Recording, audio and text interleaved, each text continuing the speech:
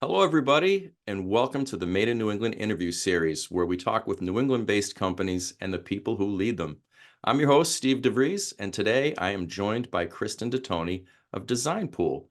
Kristen, welcome to the show. Hi, thanks for having me. Of course. So, Kristen, maybe would you kick us off a little bit and tell us a little bit about who you are and what Design Pool does?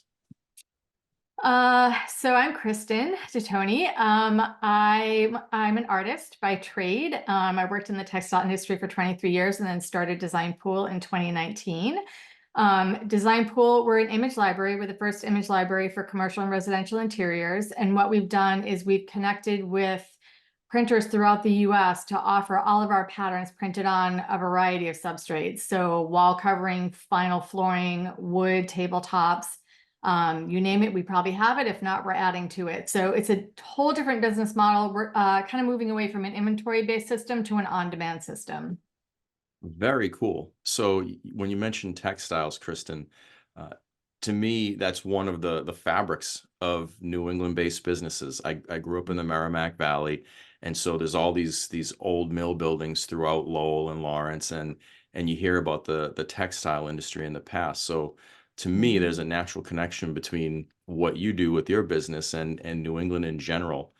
So could you tell us a little bit about, you've been in business for 5 years, so what's made you successful up to this point? Um, that's a good question. It's hard. I mean, I guess it depends on how you measure success. For me, I mean, we're still in our infant stages as a startup, and I'm self-funding, so it's not like we're, that mediocre or that mediocre, fast rise to the top type of thing that you often hear about in the news. I love the quote that, it took me 10 years to become an overnight success. So that's what I'm working on.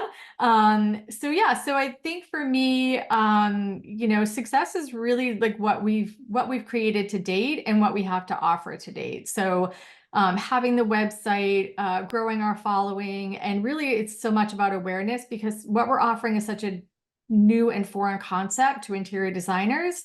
So it's really, for me, it's really about education and making that connection. And then once we've got people, then we have repeat customers after that. So I would say that's sort of my biggest success, my biggest challenge at this point. So how do these interior designers find you? Well, we do our typical marketing outreach with trade shows. I've started joining a lot of the interior design organizations, so IIDA and IDS and all the fun acronyms that all the different organizations have. Again, because we don't have a huge budget, we really, are creative about how our outreach, or I should say we have a limited budget. So we really spend a lot on trade shows and then work a lot through social media, through LinkedIn, like I said, organizations just trying to make those connections and get in front of that audience and educate them that way. Also, for me, I speak at a lot of conferences. So for conferences willing to have me speak, I'm there again to educate. So Amazing. And so when you think about your business, again, you've been in business over 5 years, and no, you haven't had that meteoric rise like you were talking about. However, you've obviously done some things right to still be doing this after 5 years. So when you look at your business and you think about, what's making you successful, or what key indicators you think about in order to understand, is my business moving in the right direction? What are some of those metrics or key indicators that you look at or think about when it comes to your business? we look a lot at customer satisfaction. Because it is a new concept, a lot of times even at trade shows, like we'll have these conversations after we explain the business model, like, is this something you would use? We also look at being a large online presence. We look at our web traffic and not just the traffic, but are we able to convert the traffic coming in? Um, Obviously we look at sales. That's a big one. again, I think because we are so new though, that sometimes you almost have to take your metrics with a grain of salt. Sometimes the metrics can kind of trick you a little bit where you think some things are working well, but maybe you take a little deeper dive and it's not, and then you have to learn to sort of shift and pivot. And one thing I've learned too, or this was some great advice that someone had provided to me was, usually most people don't lie to you. Like usually they're going to tell you things are nice and sort of walk away. So I think again, that sort of was like taking things with a grain of salt, and really understanding, because even the metrics with social media can fool you a little bit. I mean, when they talk about impressions, I just read recently that impression is like 1 pixel passing across someone's screen for like 1 millisecond. So, when you look at 29 impressions, you're, 2000 impressions or whatever the number is, like even that you kind of have to take with a grain of salt. So yeah, it's, there's a lot to look at, a lot of good things, but just understanding what you're looking at, I think is really important. So you're actually the first guest that I've had on this podcast that's talked to me about web analytics and website conversion. So kudos to you for bringing that up and thinking about that. And you're absolutely right. It can be a little bit tricky, and I think the numbers maybe don't always tell the complete truth. But I appreciate that you use that as part of understanding where your business is at. Web traffic is definitely an important one. So as you think about your business, right, what excites you most about the future? Well, we are kind of the future as far as what we're trying to do. So I think that's what excites me. And that's the reason why I started this business. As I mentioned, I worked in textiles for 23 years. And to your point about the industry, I sort of bounced all up and down the East Coast working at the different textile mills, and every mill I worked for is shut down or closed, and doesn't exist anymore. And so I got very nervous about writing my career out in the industry, and also felt so passionate about manufacturing in the United States because it's just really sad that there's so little left. And so the future for me and what excites me is working with print companies and keeping manufacturing within the US so that someone can order something through us and it's digitally printed in the US, and then so it's not coming from overseas. So helping keep manufacturing sustainable. And then, as I mentioned, the industry is really working with an on-demand system, which can also not be very sustainable. So whether it's samples or production, it's all just sort of sitting on a shelf waiting for someone to purchase. And as we all know, not everything always gets purchased and then it ends up in the landfill. So moving to an on-demand system, which is the way the industry is going, to me is really exciting. It's just such a huge challenge being such a small company and trying to shift well, I should say 2 major industries. So moving the print industry in the direction of print on demand within interiors, and then moving interior designers to print on demand, and really having them think very differently than how they source materials today. So it's a pretty big bite that I've been on. One thing I've noticed though is some of what I guess would sort of be potential competitors have started to move in that direction. So I admit that because I'm so small, initially I got a little frustrated that I saw people mimicking what I was doing, but then I thought, you know what, maybe that's a good thing. Maybe it's proving my point that this is the way the industry is going. So I chose to look at that from a very positive perspective and help kind of move everything forward. Yeah, so that's what excites me. That's what gets me out of bed in the morning, is just, okay, how can I make this work? How can I move this industry, and sort of, how do I, working in this industry for so long, how do I kind of, I don't want to say make my mark, but, leave a good imprint. See, this is what excites me about interviewing businesses and business owners like you. So when you think about Design Pool and textiles and so forth, it's a small business, but here you are trying to revolutionize a hundreds-year-old industry in the textiles. I think that's really cool, and I think that our listeners will absolutely latch onto that and appreciate what it is that you're trying to do. And I agree with you completely that if others are trying to mimic what it is that you're doing, it definitely does validate your thoughts about how to shift the industry into, and I love this, the more sustainable version of itself.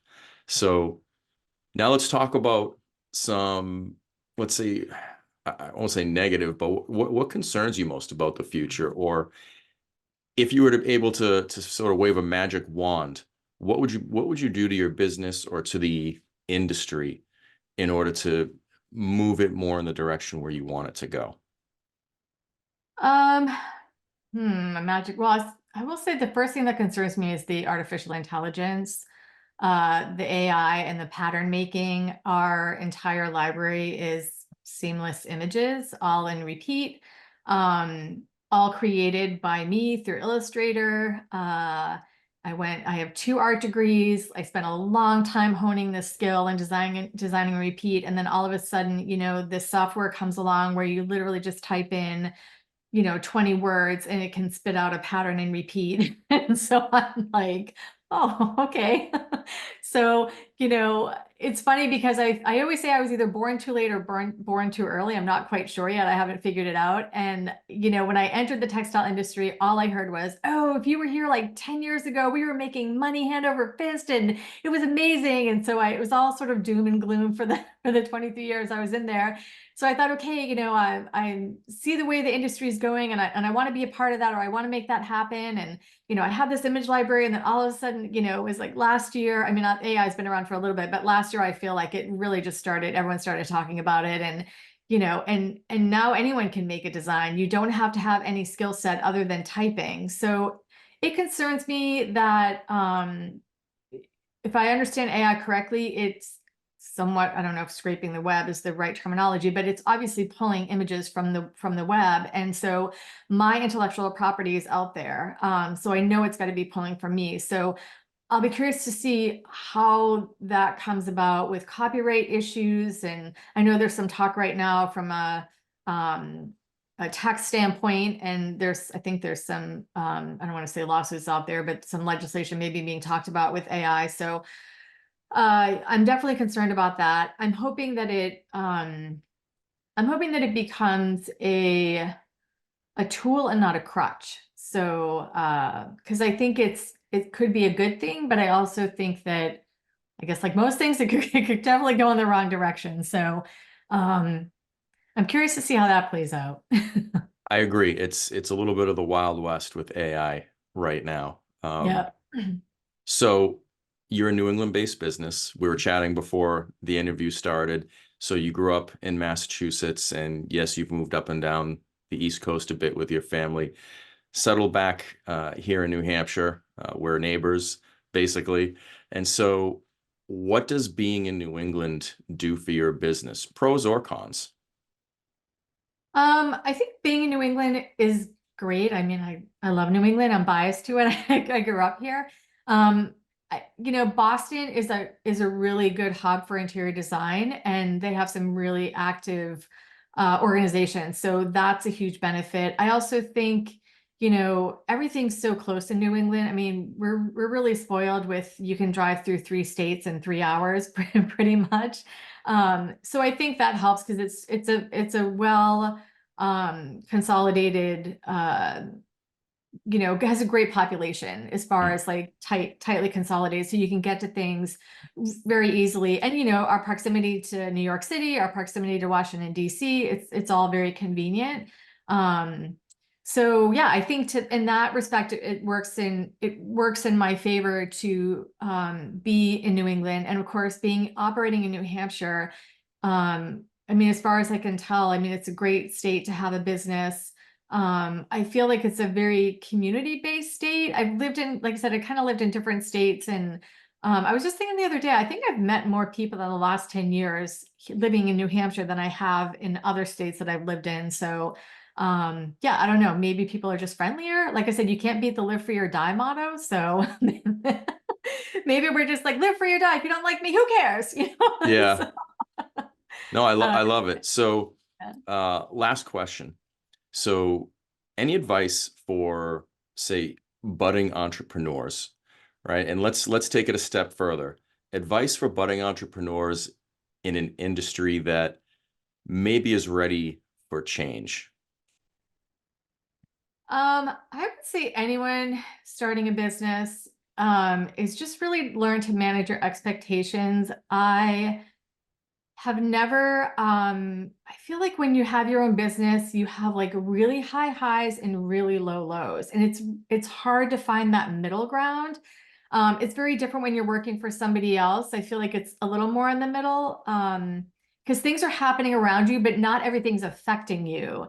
But as a business owner, everything is affecting you. So, like I said, it's just like an emotional roller coaster. So I would say I'm not great at it, but I'm still trying to understand, when something maybe not so great happens, to not have it pull me down so much. And even when something amazing happens, to not have me pull me up high so much, because again, I'm trying to find a balance as I navigate, growing sales and growing the business. And so I think for me, that's been the biggest lesson. And as we were talking before the call, as I mentioned, I worked in corporate America for 23 years, and it's just so different when you're inside it than when you have your own business. And it's hard to see the forest for the trees. And again, you think what's going on, and then someone will even just walk into my office and point the obvious out, and I'm thinking, how did I not see that? Like it was, it was right in front of me. So yeah, so I think again, just manage your expectations. And one other thing I'll say is talk to as many people as you can, get as much advice as you can. Yeah, and just have a good solid plan and work towards your goals. Really like your commentary about not letting the highs get too high and not letting the lows get too low. It's really great advice. It's good for entrepreneurs. It's good for senior level managers, mid-level managers, anyone in any kind of leadership position, whether you're leading your own business or leading a team in corporate America. It has an impact when you get too high or too low. So great advice. I really appreciate that. Kristen DeToni of Design Pool, I really appreciate you being on the show today. Thanks for having me. It was really fun. All right. For all of you out there listening, I really appreciate your time. And please check out Kristen's website. It's designpool.com. Designpoolpatterns.com. Excuse me, designpoolpatterns.com. Please check it out, and we'll be back again soon with another episode. Have a great day.